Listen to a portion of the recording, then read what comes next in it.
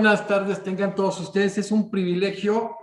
continuar con este Congreso Internacional de Derecho Ambiental en homenaje a un extraordinario jurista y gran amigo, el doctor Néstor Caferata. Y hoy también estamos ahora sí que diríamos en México de lujo, por la presencia de una jurista extraordinaria, la doctora Andrea Brusco, de Argentina. Bueno, comentarte, Andrea, que plenariamente te hemos designado miembro honorario y que por fin podemos generar esto tan importante. Has estado llena de actividades. Platícanos un poco, Andrea, por favor. Bueno, buenos días, buenas tardes. Para mí en este momento son las 7 de la tarde. Me estoy conectando desde Nairobi, en Kenia.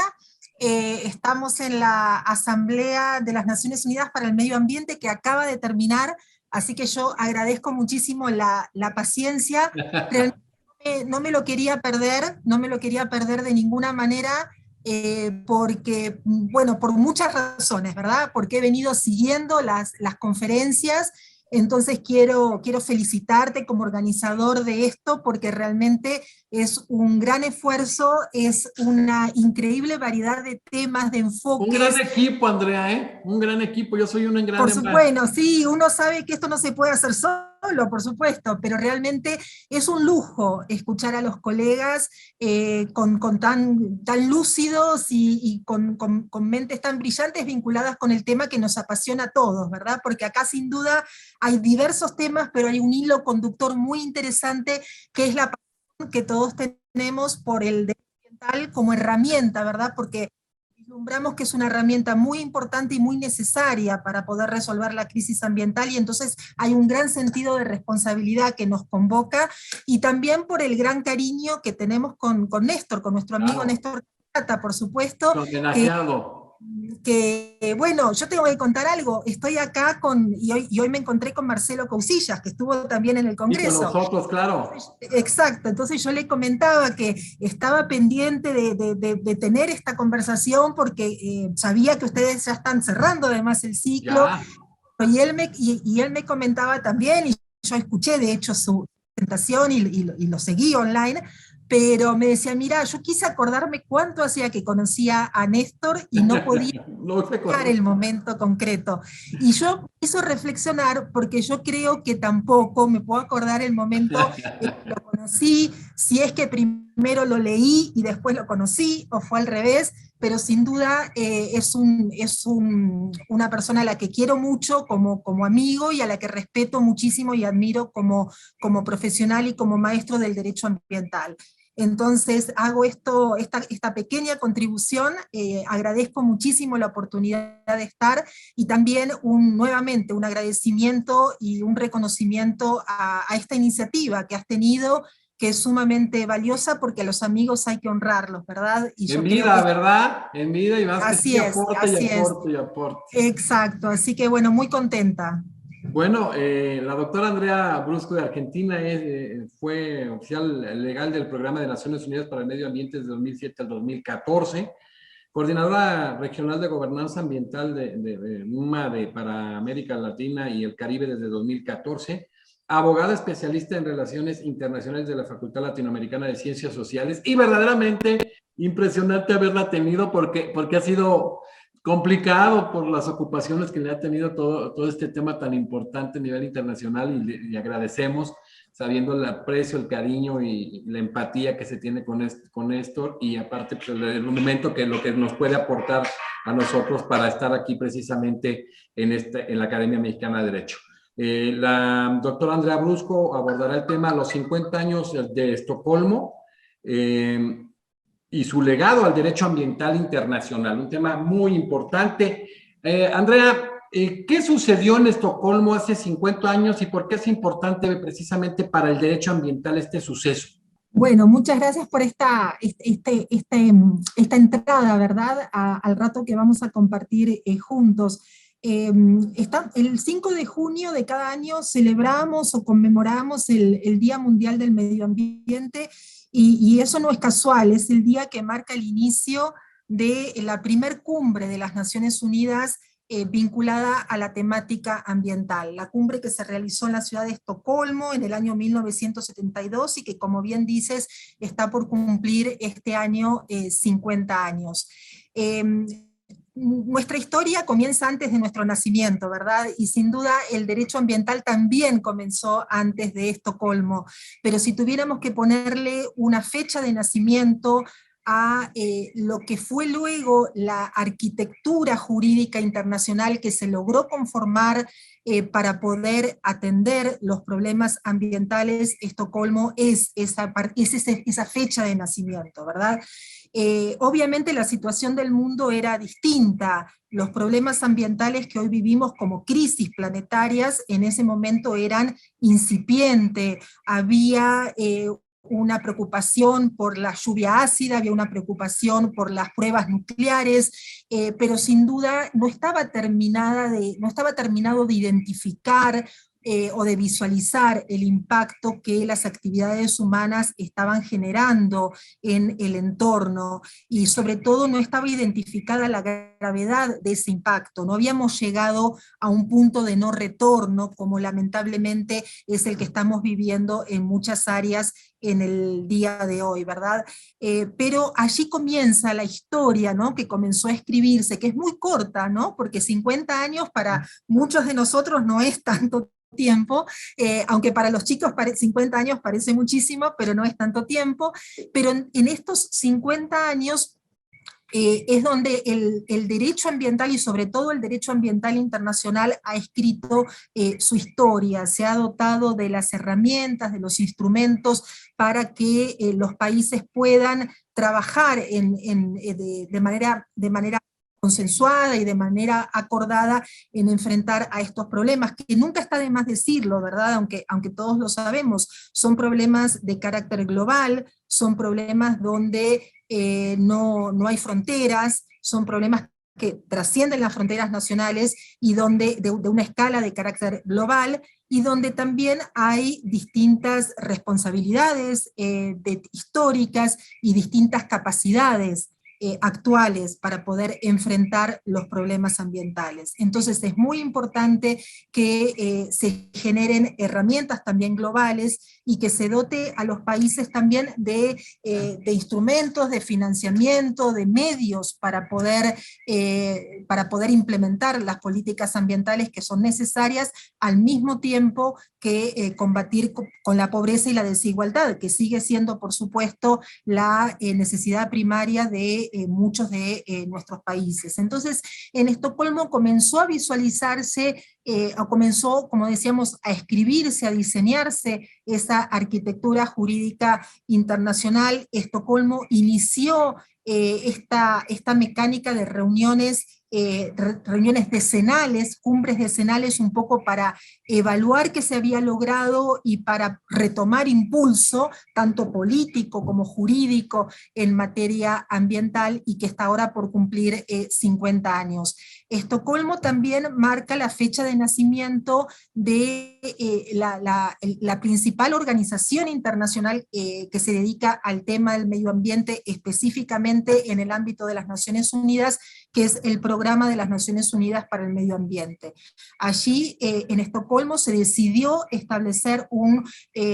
cuerpo específico dentro de las Naciones Unidas para atender el tema ambiental, y no es casual que se haya decidido que su sede esté aquí donde estoy yo ahora, en Nairobi, en Kenia. Esta es la única sede de las Naciones Unidas en el sur, ¿no? Lo que se llama el sur global, en el mundo en desarrollo. Y ese también fue un mensaje importante, ¿no? Una necesidad de presencia en aquellos lugares donde más se necesita la cooperación, donde más se necesita el apoyo, donde más se necesita financiamiento y creación de capacidades. Entonces, en Estocolmo se decidió crear, como decíamos, este cuerpo especial de las Naciones Unidas para el Medio Ambiente, con una facultad de ser la voz, ¿no? Ser la voz de las Naciones Unidas, y trabajar mucho en la identificación de los problemas, es decir, un trabajo científico que es muy importante, sigue siendo muy importante, y era muy importante en ese momento también, para tratar de identificar las causas y también las formas de poder abordar los problemas ambientales y poder detener el deterioro ambiental, y con una facultad de política, ¿no? Una facultad también de identificar, como decíamos, qué herramientas jurídicas a nivel internacional podían vislumbrarse en ese momento, qué nivel de ambición se podía lograr por parte de la comunidad internacional para empezar a trabajar de manera consensuada estos temas que ya se vislumbraban, que tenían un impacto más allá de lo local y más allá de lo temporal, ¿verdad? Que iban a afectar también a las generaciones futuras. Entonces Estocolmo nos legó la declaración, ¿no? Una declaración de Estocolmo que es una declaración muy, muy rica desde el punto de vista conceptual, y que ya marca una línea de pensamiento que luego va a impregnar,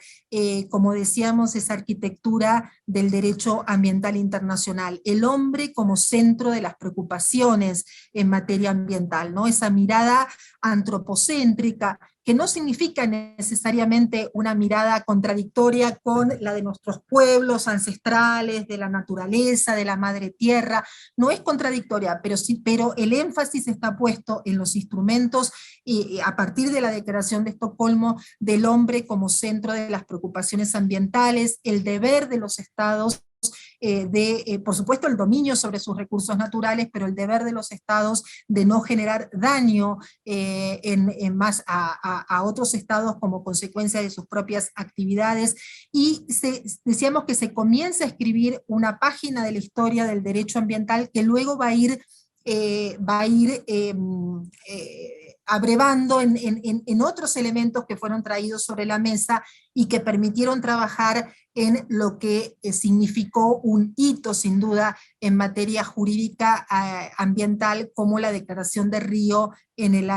1992, ¿no? Que también está cumpliendo 30 años. Entonces podríamos decir que en Estocolmo comenzó a diseñarse esta historia, y hay mucho para decir después, ¿verdad? Hay mucho para valorar sobre la efectividad que hemos tenido en el armado de esa arquitectura jurídica internacional, sobre los acuerdos multilaterales de medio ambiente, que sin duda son los instrumentos más ambiciosos desde el punto de vista jurídico, porque son acuerdos internacionales que nos obligan, que son vinculantes para los estados y que generan obligaciones concretas, y también, digamos, en cuanto a los efectos directos, y también de manera también directa sería, pero digamos, no tan lineal, como la influencia que han tenido estos instrumentos en el desarrollo de nuestros propios marcos jurídicos a nivel nacional. Y en ese caso nuestra región ha tenido una vocación, ¿verdad?, de tomar estos elementos y de incorporarlos al marco nacional, es decir, de asumir los desafíos que significaba incorporar la dimensión ambiental en los marcos jurídicos y en los marcos institucionales, y allí es donde nuestros países también comenzaron a desarrollar de manera más profusa lo que significó las constituciones verdes, las leyes generales de medio ambiente, y ahora ya instrumentos mucho más específicos, pero a su vez mucho más transversales, ¿no? Que reconocen la necesidad de integración, de complementariedad y de incorporación de la dimensión ambiental como un paradigma, ¿no? Y de esto escuchamos mucho a los maestros del derecho ambiental en nuestra región, ¿no? Este cambio de paradigma y la necesidad de hablar de un estado ambiental del derecho y de impregnar toda la construcción del derecho con esos lentes, ¿no? Para decirlo en términos más sencillos y menos académicos, esos lentes ambientales que tienen que de alguna manera orientar y servir de base para la legislación en todos los ámbitos. Oye, qué bueno, que estos avances, esta historia, esta influencia en la legislación, para ya aterrizarlo con la profundidad y el conocimiento que tienes, Andrea, ¿Cuál ha sido en específico esa influencia, y avanzarse un poco, que han tenido estos desarrollos internacionales en el derecho ambiental de la región, tanto como dijiste legislativamente como pretorianamente? Sí, bueno, a mí me gusta mucho esta terminología de las constituciones verdes, ¿verdad? Y sin duda tenemos allí, hay un paralelo importante entre lo que fue la cumbre de Río de Janeiro, sobre todo en el año 1992, y el desarrollo del derecho ambiental en la región. Hay una influencia muy, muy directa en la incorporación de la dimensión ambiental al máximo nivel jurídico en las constituciones nacionales, y en la incorporación también de los principios que nos legó la Declaración de Río en las leyes generales del ambiente, y también además en la actividad de jurisdiccional, ¿no? Que nuestra región es tan importante y a su vez tan creadora, y que ha permitido avanzar en las fronteras del derecho ambiental. Entonces, el derecho ambiental internacional ha tenido de alguna manera todo el desarrollo normativo. El derecho ambiental internacional es aplicado por los jueces de la región, que no solamente aplican e interpretan las normas del derecho ambiental internacional, sino que lo han moldeado, ¿verdad? Y en ese sentido hay una contribución muy importante que siempre buscamos destacar del derecho ambiental de la región como contribución al avance del derecho ambiental internacional. Las leyes de nuestra región, las sentencias de los jueces, la doctrina del derecho ambiental latinoamericano sin duda está al frente de la doctrina del derecho ambiental internacional, y ha permitido abrir puertas, ¿no? Ha permitido, sobre todo en las últimas décadas, en los llamados principios emergentes del derecho ambiental internacional, ya no tan emergentes como el principio de no regresión, el principio de indubio pro natura. Sin duda allí el protagonismo que tiene nuestra región es muy importante. Y una característica también que comparte el derecho ambiental de nuestros países y el derecho ambiental internacional es la necesidad de enfatizar en estos momentos en los déficits, en los vacíos que tenemos en materia de implementación. Porque podemos decir en términos muy generales que hemos sido capaces de generar esa trama, ¿no?, jurídica para atender a los problemas ambientales, como decíamos, pero sin embargo tenemos que reconocer que la efectividad es muy limitada, y es muy limitada en todos los ámbitos. Y de esto se trabajó mucho, por ejemplo, no ya en Río en el año 92, ni en Río +10, sino en ocasión de Río +20, es decir, hace 10 años, cuando llegamos a la cumbre de las Naciones Unidas sobre medio ambiente sobre desarrollo sostenible, y allí se trabajó mucho en identificar cuáles eran aquellos vacíos o aquellas limitaciones que impedían que todo ese cuerpo normativo que se generaba tanto a nivel internacional como a nivel regional, tuviera el nivel de efectividad necesario. Y entonces allí hay un diagnóstico común. Nosotros elaboramos desde el Programa de las Naciones Unidas para el Medio Ambiente el primer informe sobre el Estado de Derecho en materia ambiental.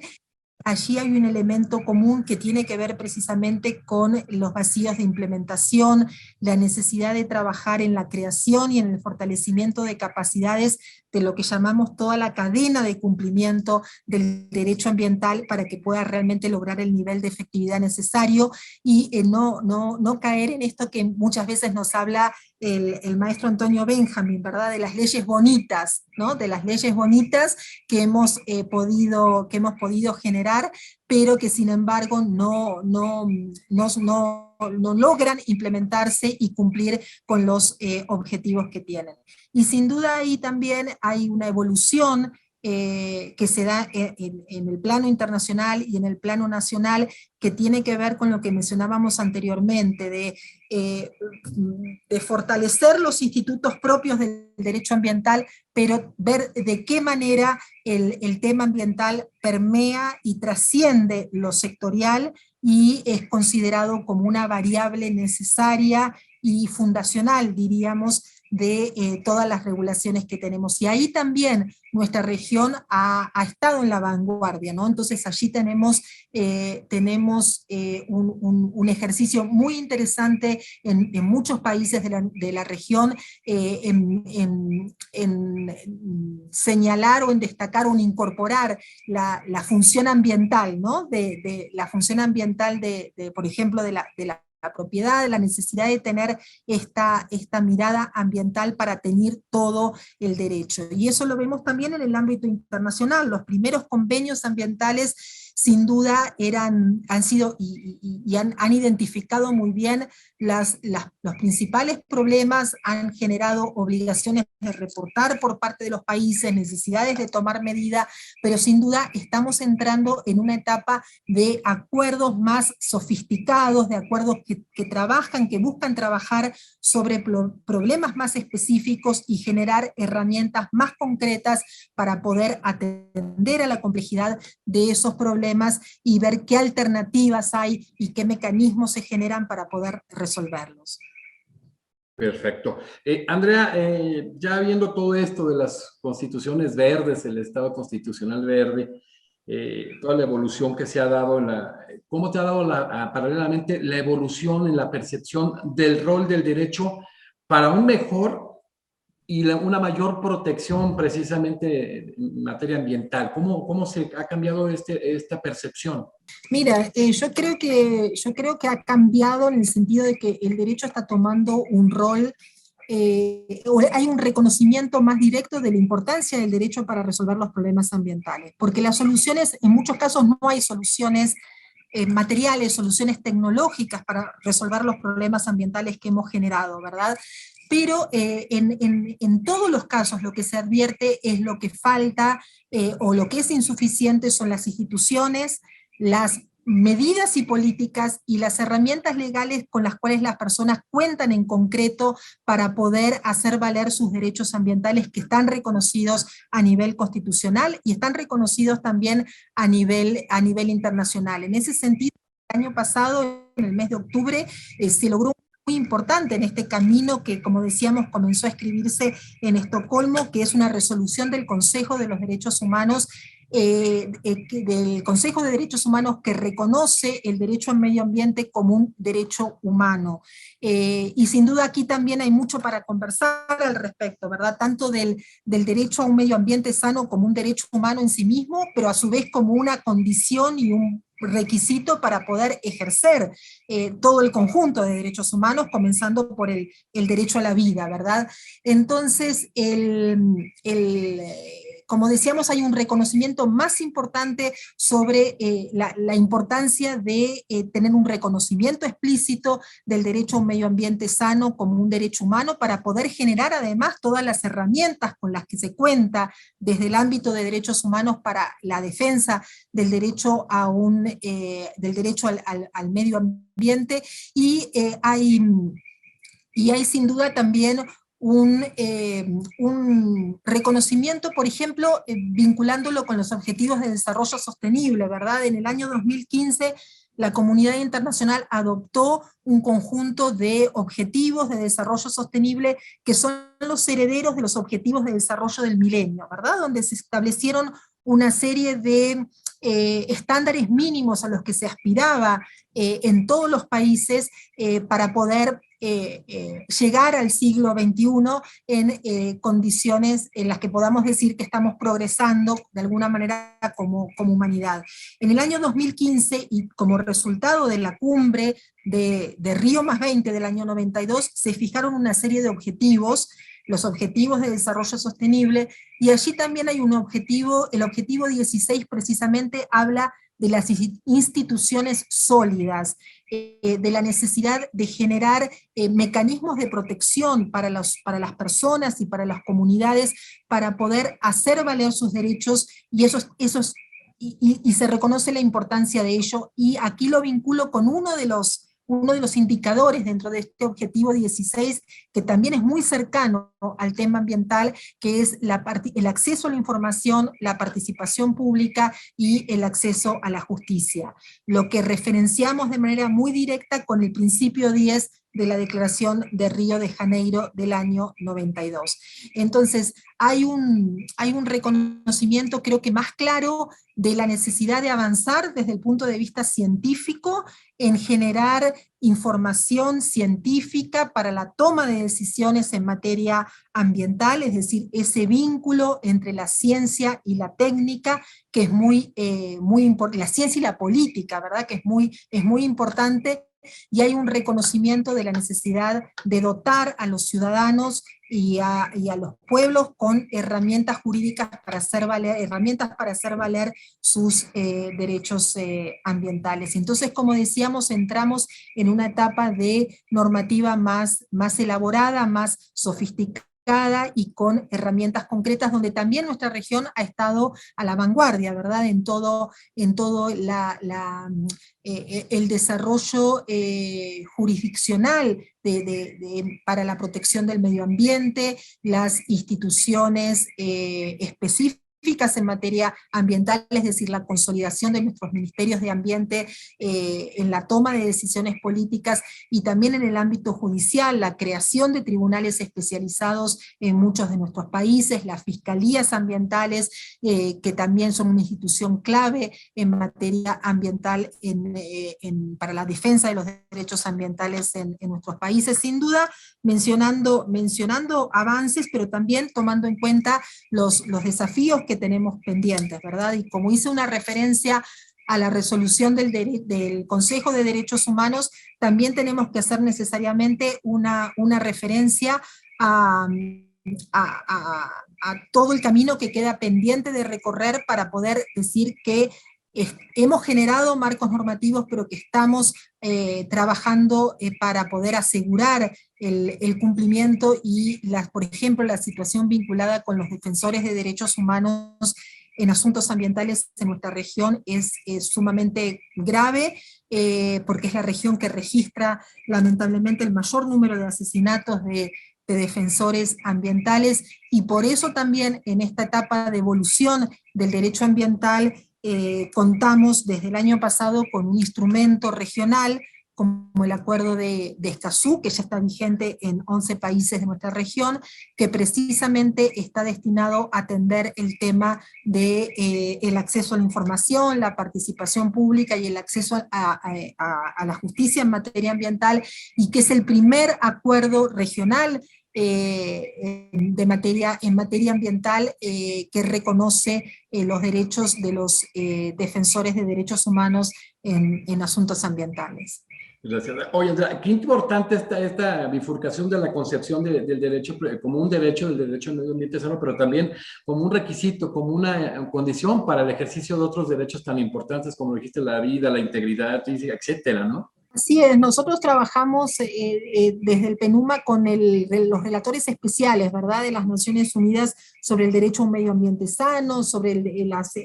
problemáticas vinculadas con las sustancias químicas, y en esta vinculación entre los derechos ambientales o el derecho ambiental y los derechos humanos, la puerta de entrada fue esa, ¿no? Plantear cómo el entorno, el medio ambiente es el elemento indispensable del cual formamos parte y que asegura la base necesaria para poder ejercer todos los derechos humanos. Nuestros países han estado también a la vanguardia en el reconocimiento del derecho a un medio ambiente sano como un derecho autónomo, ¿verdad? Como un derecho humano autónomo. Pero esto aún no tenía reconocimiento universal, y la resolución de octubre del año pasado en el Consejo de Derechos Humanos es un paso muy importante, y el objetivo de muchas organizaciones y muchas instituciones también que trabajan en este tema es que se alcance ese mismo reconocimiento en el ámbito de la Asamblea General. Y aprovecho también para comentarles que en esta Asamblea de las Naciones Unidas para el Medio Ambiente, que terminó hace un ratito, que además es uno de los mecanismos que se generó en Río+20 para fortalecer la gobernanza ambiental, se acaba de aprobar una declaración también que retoma el tema del Estado de Derecho en materia ambiental, la vinculación del medio ambiente con los derechos humanos y la necesidad de tener un enfoque de derechos muy firme para poder entender los asuntos ambientales. La Asamblea de las Naciones Unidas para el Medio Ambiente es universal, participan todos los países y acaba de terminar con 14 resoluciones y con una declaración política. Y si me permitís, me voy a referir a uno de los temas que también escuché con mucho interés en este ciclo de conferencias, que es el tema de los plásticos. Porque uno de nuestros objetivos más ambiciosos de esta asamblea era precisamente poder lograr algún acuerdo, una decisión vinculada con el tema de plásticos que permita iniciar un proceso para contar con un instrumento jurídico internacional en el tema de plásticos. Y la buena noticia es que los países se han puesto de acuerdo, que han decidido iniciar un proceso para poder tener un acuerdo vinculado con los plásticos. Ha habido muchísimas discusiones sobre el enfoque de este acuerdo. Allí también nuestros países han estado muy presentes y muy activos, lo que se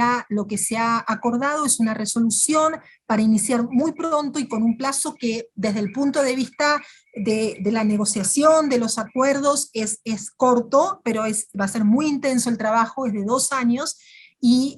en el cual se espera contar ya con un acuerdo que pueda ser puesto a someter a aprobación de los países. Entonces, esperamos poder trabajar en estos 2 años muy activamente con los países para poder tener un acuerdo. Esto es, y escuchábamos muchos en la sala decirlo hoy, es quizás la iniciativa más ambiciosa desde el punto de vista del derecho internacional, desde el Acuerdo de París, vinculado con el tema de cambio climático. Se ha mirado mucho lo que ha pasado con el convenio de Minamata, ¿verdad? El acuerdo vinculado con el tema de Mercurio, que es el acuerdo multilateral de medio ambiente global más reciente en las negociaciones, para poder aprender de las buenas prácticas de esa experiencia y poder trabajar en conjunto para tener un acuerdo que sea ambicioso, que esté a tono con la gravedad del problema vinculado con la contaminación de plásticos, y que además aborde todo el ciclo de vida de los plásticos. Entonces hay discusiones ya muy intensas vinculadas con principios del derecho ambiental o con reglas del derecho ambiental, como el principio de la responsabilidad extendida del productor. Es decir, va a haber muchísimo para discutir desde el punto de vista jurídico. Nuestros países se han posicionado en estas negociaciones con una mirada muy ambiciosa del tema, así que esperamos trabajar en eso, y eso también un poco nos está mostrando cómo el derecho ambiental avanza, ¿no?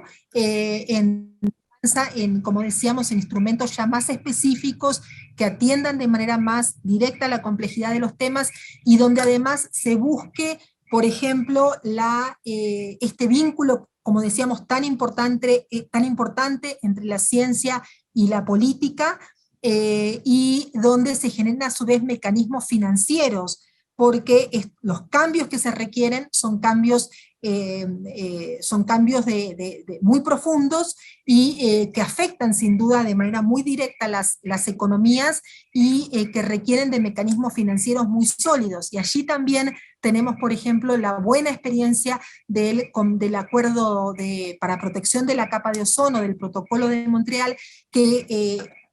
al tener un andamiaje jurídico fuerte, con metas específicas para los países, que reconocen las distintas capacidades y situaciones tecnológicas, pero que a su vez está apuntalado por un mecanismo financiero, ha demostrado ser un esquema exitoso. Entonces se va a mirar muy de cerca todas estas experiencias, esperando tener un acuerdo, como decíamos, en un plazo de 2 años. El plazo que se ha fijado es antes de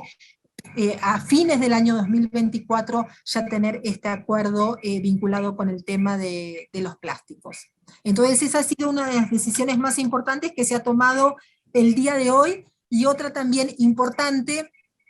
que tiene que ver con esto que conversábamos del derecho internacional, es que se decidió también iniciar el proceso para crear un panel de ciencia política vinculado con el tema de químicos, porque hemos identificado sin duda que enfrentamos una variedad de problemas ambientales, pero que hay como tres crisis que son tres crisis planetarias que convergen, por supuesto, que es la crisis de la pérdida de biodiversidad, la crisis del cambio climático y la crisis de la contaminación. Entonces, para la crisis del cambio climático tenemos el panel intergubernamental de cambio climático, que es el sostén científico de las decisiones que se toman luego en la conferencia de las partes del convenio de cambio climático. Para el tema de biodiversidad tenemos el IPBES, que no es tan famoso, tan conocido como el IPCC, pero que es el panel vinculado con la biodiversidad, los estudios de pérdida de biodiversidad, y que apuntala las decisiones de la Convención de Diversidad Biológica y de las convenciones vinculadas con el tema de biodiversidad, y estaba faltando esa científica, por decirlo en términos muy caseros, para todo el conjunto de convenios vinculados con los temas de químicos, ¿no? que es esta estela de contaminación que ha dejado nuestro modelo de desarrollo insostenible, y que tiene un impacto muy profundo y muy negativo en los ecosistemas, pero también en la salud, ¿verdad?, de las personas. Y entonces se ha decidido también ahora crear este órgano científico para la toma de decisiones con los químicos. Entonces, volviendo a Estocolmo, ¿no? Decíamos que Estocolmo marcó el camino, Estocolmo sentó las bases sobre las que se ha ido construyendo, en algunos casos, o en general, podríamos decir lentamente o no al ritmo de lo necesario, porque lo que hemos observado es que la crisis ambiental se ha detonado de una manera muy rápida, ¿no? Lamentablemente, y la toma de decisiones políticas y jurídicas no ha sabido o no ha podido, ¿no?, seguir ese ritmo, y entonces el impacto que vivimos hoy es demasiado profundo y demasiado rápido, ¿no? Claro, esta declaración de Estocolmo, 50 años, qué importante la declaración de Río +20, el Acuerdo de Escazú, todo lo que ha señalado. Ahora lo que nos da la primicia, que lo agradecemos mucho, porque son temas fundamentales, y qué mejor que de la voz de una jurista de tu talla, en el conocimiento del derecho ambiental internacional y el de la región, que es algo tan importante. Y bueno, siguiendo aterrizando al tema, pero si hay más elementos importantes del programa que nos pueda seguir dando, valen muchísimo la pena, doctora Andrea. Preguntarte, Andrea, ¿cuáles son los principales logros y cuáles son los principales desafíos? Ya avanzaste un poco en el tema que tiene por delante el derecho ambiental internacional, tú que conoces también este tema. Sí, mira, yo aquí volvería a mencionar el tema de la implementación, ¿verdad? Que es el gran desafío, el gap, como se llama, ¿no? El gap de implementación. Mira, para Río +20 se hizo todo un trabajo, como decíamos, de identificar, de poner sobre la mesa, digamos, todo ese conjunto de piezas del rompecabezas de lo que es el derecho ambiental internacional. Y se identificaron más de 500 acuerdos en materia ambiental. Por supuesto, algunos mucho más abarcativos, globales, otros mucho más específicos, pero sin duda allí lo que se vio es que había una profusión de acuerdos que además generan toda una mecánica institucional propia, ¿no? Entonces, en ese momento hubo como una especie, y se lo llamó así, ¿no?, como una especie de fatiga en términos de continuar produciendo acuerdos y nuevos instrumentos. Y luego en un enfoque un poquito más detallado lo que se observó es que sí hay una cantidad importante de acuerdos, sí hay un vacío de implementación, pero que faltaba de alguna manera afinar esas herramientas, que más allá, además de contar con leyes que recogieran los principios del derecho ambiental, que por supuesto son muy importantes, ¿no? Porque eso imprime una visión, una línea, una filosofía, y es muy importante a su vez en el momento de defender los derechos ambientales y para la interpretación de toda la normativa, pero que hacían, era más necesario ir hacia instrumentos específicos, instrumentos que comenzaran a desgranar los problemas específicos con toda su complejidad económica, su complejidad política, y que permitieran establecer herramientas e instrumentos más concretos. Entonces fíjate que no es casual que los nuevos instrumentos o los más recientes acuerdos multilaterales del medio ambiente toman temas más específicos. El convenio de Minamata, vinculado con el tema de mercurio, un tema muy grave de contaminación, que tiene toda una problemática y una complejidad muy propia, vinculada con esta sustancia, esta materia, que es un contaminante persistente, que es un contaminante además que está muy presente, porque ya hay niveles de contaminación muy graves vinculados con el mercurio, y que está asociado a su vez con actividades ilícitas o actividades lícitas, pero que no cumplen con todos los requisitos ambientales y estándares ambientales mínimos, como por ejemplo en el caso de la minería, y ahora el tema de los plásticos, ¿no? Que sin duda es un problema emergente, porque es un problema que se ha generado en la última década, y que está generando también un nivel de impacto sumamente profundo. Entonces, retomamos el tema de la implementación porque sigue siendo muy importante poner en práctica y generar capacidades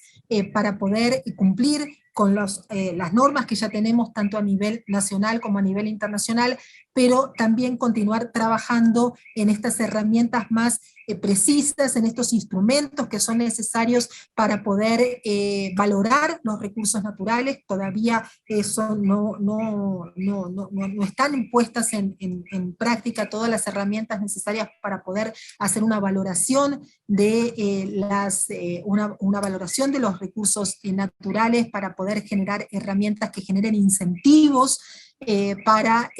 las buenas prácticas ambientales y para revertir el deterioro ambiental, y que tengan ese balance necesario de generar incentivos positivos, pero a su vez también de generar las herramientas de prohibición, de limitación, incluso también las vinculadas con el derecho al derecho ambiental penal, ¿verdad? Por supuesto como última medida, pero también con una función preventiva y una función reparadora importante en el caso de violación de las normas ambientales. Entonces también estamos viendo allí que hay en nuestra región y a nivel global, también ahora hay una mirada más detenida a la importancia del derecho penal para proteger, como herramienta para proteger al medio ambiente. Y esto también está relacionado con el crecimiento tan importante que ha tenido el tráfico ilícito, ¿no? de vida silvestre y de sustancias que tanto desde una escala artesanal como una escala global y sofisticada, vinculada además con delitos mucho más sofisticados, y que por lo tanto ahora están en el centro de la atención de nuestros países y también a nivel internacional. Qué importante, ¿no? Ahora, a veces se había manejado que sería la última razón el derecho penal, pero en estos temas tan trascendentes la dimensión que adquiere. Doctora Andrea Brusco, para cerrar, a 50 años de la celebración de Estocolmo, en cuanto a su legado en el derecho ambiental internacional, ¿qué oportunidades plantea esta celebración? Estos 50 años, ¿qué oportunidades nos da? Bueno, yo creo que la oportunidad que tenemos es mirar hacia atrás, pero también mirar hacia adelante, ¿verdad? Y ver cuáles son los desafíos que quedan pendientes y las áreas en las que es necesario acelerar la acción. Y no, sobre todo, no permitir, digamos, o retomar las bases del derecho ambiental y de los principios del derecho ambiental que nos legó Estocolmo y que también nos legó Río de Janeiro. Hubo discusiones muy interesantes y muy álgidas en estos días, por ejemplo, vinculadas con el principio de las responsabilidades comunes pero diferenciadas, que fue uno de los principios fundamentales de todos estos acuerdos multilaterales de medio ambiente, ¿verdad? La concepción de que hay una responsabilidad histórica y que por lo tanto, que además el modelo de desarrollo que no ha sido inclusivo y que ha sido no sostenible, ha beneficiado de manera directa a países desarrollados en detrimento de los países en desarrollo. Esta mirada es muy central para nuestra región, y nuestra región está poniendo sobre la mesa de las discusiones la necesidad de retomar estos principios fundamentales de la Declaración de Río de Janeiro también, y ponerlos sobre la mesa en las discusiones actuales, porque sin duda en estos desafíos de implementación que son globales, hay también responsabilidades distintas, es decir, todas distintas, todos somos responsables, todos los países son responsables de cumplir con los acuerdos que han firmado y con los compromisos que han firmado, y de realmente tomar medidas cada vez más eficaces y más rápidas para poder detener las crisis planetarias, como decíamos, pero esas responsabilidades siguen siendo diferenciadas, y entonces allí la necesidad de contar con mecanismos financieros es muy importante. Y sin duda la necesidad de afianzar los 50 años nos ofrece también la necesidad de afianzar conceptos que han ido madurando desde entonces, ¿no? Como este concepto del Estado de Derecho en materia ambiental, que también es tomado, es de alguna manera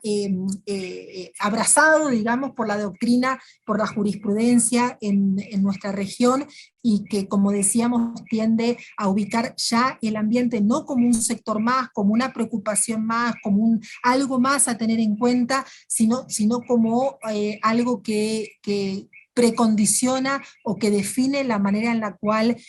nos relacionamos, no solamente con nuestro entorno, sino también entre nosotros, ¿no? Cómo las relaciones humanas, las relaciones jurídicas se determinan con base en la necesidad de reconocer las limitaciones de nuestro entorno y la necesidad de respetar nuestro entorno, y de no correr, de no seguir corriendo esas fronteras que nos ponen en una situación tan difícil desde el punto de vista ambiental. Excelente. La verdad, no quisiera dejar pasar la oportunidad con esa pericia en el tema del derecho internacional ambiental y el conocimiento de la región. Se ha dado mucho en la región en relación a este tema, el establecer ya sea el deber de protección en relación al medio ambiente, o el tema de dar titularidad al medio ambiente. Qué interesante todo esto, esta vorágine, esta vertiente que se ha venido, ¿no, doctora? Sí, porque en definitiva es un poco, como decíamos, mirar hacia atrás y volver a retomar aquellos principios y poder ponerlos sobre la marcha, ponerlos en práctica, tomando en cuenta las herramientas que se han generado desde el punto de vista científico, ¿no? Como decíamos, en Estocolmo había ya una preocupación, pero por supuesto el tema no estaba instalado en la agenda política al nivel que está en este momento. Entonces allí hay que también hacer los 50 años plantean también la necesidad de reconocer el valor tan importante que ha tenido aquí las organizaciones no gubernamentales, toda la comunidad científica, en realmente ser los motores, ¿no? Los que han puesto sobre la mesa, y en ese sentido hay que valorar, por supuesto, esos aportes, y hay, por ejemplo, también y en este énfasis de mirar hacia adelante también, ahora la necesidad de incorporar también la mirada de los jóvenes, ¿no? Y allí también estamos aprendiendo mucho, y tenemos muy claro que los jóvenes están haciendo sentir sus voces cada vez de manera más decisiva, están yendo a los tribunales para ejercer sus derechos ambientales. Entonces, esta mirada intergeneracional, ¿verdad?, que estaba planteada un poco desde el punto de vista teórico en Estocolmo y en Río de Janeiro, y en proteger la base de recursos para las generaciones futuras, era un planteamiento de alguna manera casi teórico, pero sin duda estamos viéndolo hoy en la práctica, ¿no? Cómo las nuevas generaciones ya están haciendo valer esos derechos ambientales que, como decíamos, comenzaron a configurarse en Estocolmo. Entonces yo creo que hay un camino recorrido, por supuesto hay luces y sombras, el ritmo en el cual se avanza, como decíamos, no es el necesario,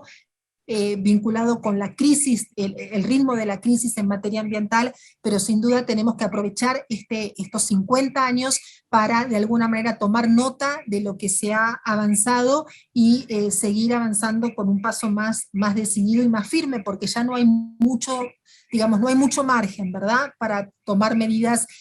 para no tomar las medidas necesarias. Doctora, para cerrar todo lo que se generó hoy, que estuvo tan ocupado y que nos dio esta oportunidad que agradecemos, doctora Andrea Brusco, en este tema, la participación de los organismos no gubernamentales, la comunidad científica, el tema institucional, que no sé qué pasa en nuestra región, a la participación de los jóvenes, este tema de la equidad generacional, todo lo que este principio que estableció precisamente.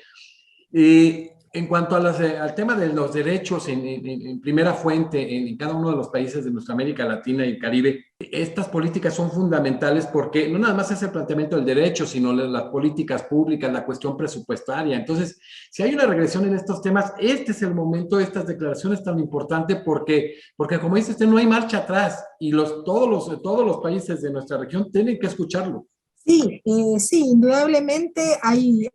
allí una tarea muy importante, ¿verdad? Tanto desde el punto de vista de la legislación como desde el punto de vista de la implementación y de todos los que tienen responsabilidad en ese, como decíamos, en esa cadena, ¿no?, de cumplimiento. Y allí también vemos que nuestros países están haciendo esfuerzos por poder abordar esto desde el punto de vista institucional, desde el punto de vista legal, pero hay como decíamos, muchos desafíos, y retomo lo que comentábamos anteriormente del acuerdo de Escazú, ¿no? Y así yo escuchaba la conferencia también de Marcelo Cousillas en este tema del acuerdo de Escazú. Allí tenemos un instrumento regional que nos brinda una oportunidad y una herramienta de cooperación para seguir avanzando en temas en los cuales yo me permito decir que siempre vamos a tener una tarea pendiente, ¿verdad? Porque en este proceso de poder incorporar a los ciudadanos, a los pueblos en las tomas de decisiones, siempre hay herramientas para depurar, ¿no? Y para poder seguir avanzando hacia una plena implementación, ¿no?, del principio 10 de la Declaración de Río de Janeiro. Pero desde el punto de vista regional se ha generado este instrumento que además ofrece la oportunidad de cooperar, ¿no?, entre los países. Eso también es muy importante, y eso también es una de las lecciones que nos deja trabajar en el ámbito del derecho ambiental internacional, que se han generado buenas prácticas, se han generado lecciones aprendidas en los países, y hay una importante oportunidad para poder aprender de eso. Y precisamente lo que busca este acuerdo regional, el acuerdo de Escazú sobre acceso a la información, participación pública y acceso a la justicia ambiental, es por supuesto establecer estándares mínimos que tienen que cumplir los países, pero sobre todo establecer mecanismos de cooperación y de coordinación para que poder apoyarse mutuamente en ese espíritu de seguir construyendo una mayor y mejor protección de los derechos ambientales en la región. Y bueno, ahora que abordar este tema de los plásticos, ya que ya en el Congreso también Jesús Giordano Fraga, el doctor, abordó el tema de los plásticos y microplásticos, cómo son temas, todos estos temas tan relevantes. Bueno, tendremos después, atendiendo a los tiempos de la agenda y de la doctora más adelante, la oportunidad de ver algunos temas más, porque ha sido interesantísimo, de verdad, doctora Andrea Brusco. Muchísimas gracias, pero antes de ello, ¿qué representa nuestro amigo Néstor Caferata precisamente en el desarrollo del derecho ambiental, querida doctora Andrea Brusco? Bueno, Néstor para mí ha sido un maestro y lo sigue siendo, ¿no? Néstor ha siempre buscado ha siempre buscado profundizar en el tema del derecho ambiental y me parece que tiene es el símbolo del abogado, del jurista comprometido, apasionado por el tema ambiental. Uno puede sentarse a hablar con Néstor por 10 minutos y termina convirtiéndose en una conversación de 1 hora, donde uno siempre aprende y donde siempre hay más para seguir conversando y para seguir profundizando. Yo tengo muchísimas anécdotas vinculadas con esto. Una de ellas es el tema de plásticos, bueno, ahora estamos todos comunicados, ¿verdad? Y decir, Néstor, estamos previendo hacer una reunión sobre este tema. No sé, a la media hora Néstor no solamente conversa sobre el tema, sino que envía un documento donde él ya identificó quién está hablando sobre este tema, qué se está diciendo, qué está diciendo los tribunales de acá y de allá. Entonces, realmente Néstor ha sido un ejemplo para muchos de nosotros, para mí, sin duda, y siempre está marcando como estándares muy altos, ¿no? Para todos en términos bueno, todo lo que queda por aprender, pero también todo lo que está allí a nuestra disposición y quizás no aprovechamos lo suficiente. Entonces, Néstor es una persona muy generosa con su tiempo, es una persona muy generosa con sus conocimientos, tiene una vocación innata de compartir, y yo creo que nos impregna a todos los que tenemos la oportunidad de estar cerca de él esa pasión, esa alegría, ese compromiso y ese sentido de responsabilidad con el tema ambiental. Qué importante, ¿no? ¿Cómo le abona Néstor a este tema del diálogo de fuentes, del diálogo judicial? Qué bárbaro, ¿no? Es imparable. Pero bueno, ha sido un privilegio hoy, precisamente materialmente acercándonos al cierre de este Congreso Internacional de Derecho Ambiental en homenaje al doctor Néstor Caferata, tener hoy a la doctora Andrea Brusco, quien fue oficial legal del Programa de Naciones Unidas para el Medio Ambiente del año 2007 al 2014, actual coordinadora regional de gobernanza ambiental del Programa de Naciones Unidas para el Medio Ambiente para América Latina y el Caribe desde 2014, que con una pericia y con una actualización en todo este tema de conocer la región y el derecho internacional, ser precisamente una actora, abordó los 50 años de Estocolmo y su legado al derecho ambiental internacional. De nuevo reiteramos nuestra gratitud, doctora, un privilegio tenerla en esta conferencia, en este Congreso Internacional y en la Academia Mexicana de Derecho Juan Velázquez. Al contrario, para mí ha sido un honor, realmente ha sido un gusto, agradezco muchísimo la paciencia, la oportunidad de conversar con ustedes y la oportunidad de seguir aprendiendo, ¿verdad? Porque yo he disfrutado muchísimo hacer seguimiento de las conferencias, y un reconocimiento además a México por la importante contribución al derecho ambiental de la región, y a todos los juristas de nuestra región, porque realmente son dignos de admiración, han generado, son protagonistas directos de esta historia del derecho ambiental. Yo comentaba anteriormente que el derecho ambiental de la región ha estado a la vanguardia, ¿no? En muchos casos, y eso nos llena de profundo orgullo. Así que muchísimas gracias a todas y a todos los que han pasado por este congreso, de los cuales continúo aprendiendo, y nuevamente a ustedes, a los organizadores, por ser los directores de orquesta y por generar este maravilloso conjunto de conferencias, y que sigue siendo muy importante, ¿no? Estuvimos hablando del recorrido, yo creo que sigue siendo muy importante seguir fortaleciendo la educación ambiental y la enseñanza del derecho ambiental. Así que están haciendo una contribución maravillosa a eso, y todo mi respeto y admiración, y un saludo muy cálido desde aquí, desde Nairobi. Gracias, doctora. Y sí, un congreso que ha visto cómo se tocan comúnmente a nivel nacional e internacional estos temas, cómo hay opiniones encontradas o empatía en temas, pero ha generado una pluralidad de concepciones, una cosmovisión impresionante, y hoy cerramos precisamente con la doctora Andrea Brusco de Argentina, coordinadora regional de gobernanza ambiental del Programa de Naciones Unidas para el Medio Ambiente para América Latina y el Caribe desde el año 2014. Muchísimas gracias y nos vemos en la siguiente conferencia.